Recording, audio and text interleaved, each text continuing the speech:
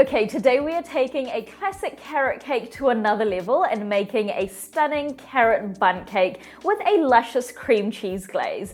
This carrot bundt cake is super moist, perfectly spiced, and simple to make. So to start off, you want to set your oven rack in the lower third of your oven, preheat your oven to 350F or 180C conventional, and very generously grease a 12-cup bundt pan.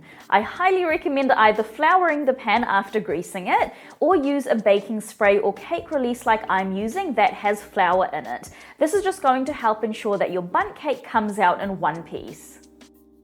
Now you just want to pop your cake tin aside for now, and next we're going to sift together our dry ingredients. So I've got 290 grams or 2 1/4 cups of plain all-purpose flour, 30 grams or 1/4 cup of cornstarch, 2 teaspoons of baking powder, half a teaspoon of baking soda, half a teaspoon of salt, 2½ teaspoons of ground cinnamon, 1 3/4 teaspoon of powdered ginger, 1/4 teaspoon of ground cloves, and half a teaspoon of ground nutmeg. And then using a whisk, give that a good mix and set it aside for now.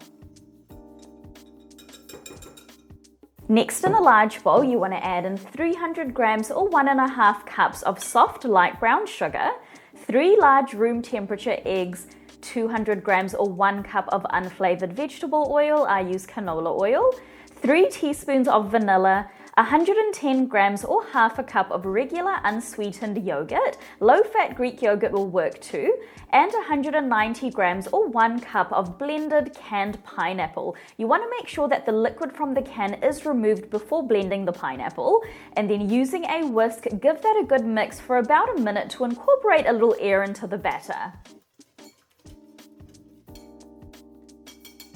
Now next you want to add your pre-sifted dry ingredients to the wet ingredients, and then using a spatula gently fold until just combined. It's super important not to overmix, so you just want to mix until you can't see any more streaks of unmixed flour. Now to finish off the batter, you want to add in 225 grams or 2 cups of finely grated carrots and 100 grams or 1 cup of roughly chopped walnuts or pecans. I like to use both, so I use half a cup of each, and then you just want to fold that in with a spatula until just combined. Again, you do not want to overmix. So that is my batter all done. I cannot tell you how incredible this smells. And now you just want to pour this into our prepared bundt pan from earlier. Now once all the batter is in, you just want to give the tin a little shake to help get the batter into all of the corners, and then you want to drop the cake tin lightly on the counter twice to get rid of any large air bubbles. And now this is going to go into our preheated oven for 45 to 50 minutes, or until a skewer inserted into the thickest part of the cake comes out clean or with a few moist crumbs on it.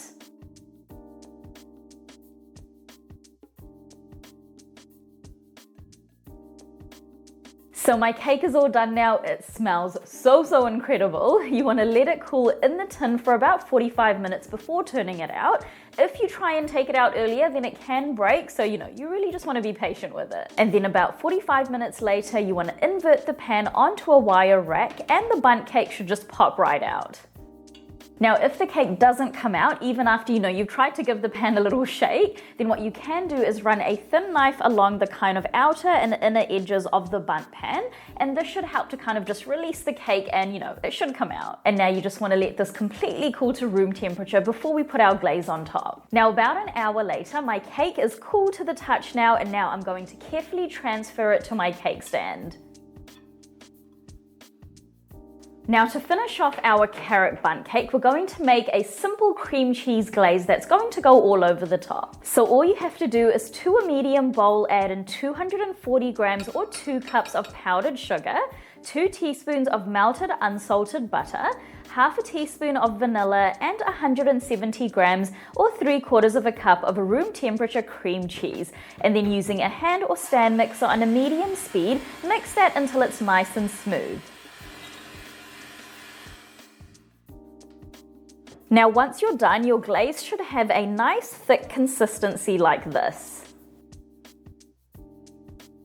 And now you just want to spread that all over the top of the bundt cake.